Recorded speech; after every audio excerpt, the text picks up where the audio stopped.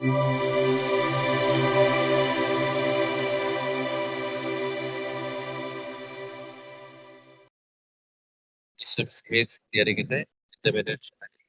ഇടുക്കിയിൽ വരുന്നു.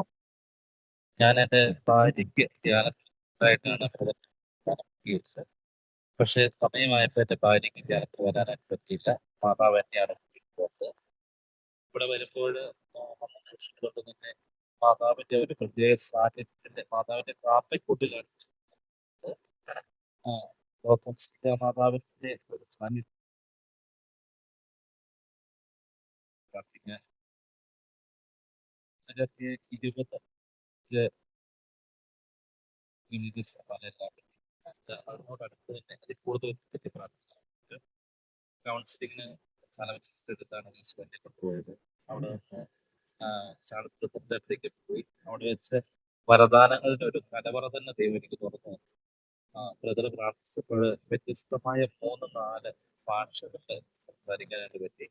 അതുപോലെ ദർശനങ്ങള് കാണുവാനും ദൈവിക സ്വരം കേൾക്കുവാനായിട്ടുള്ള ഈശോ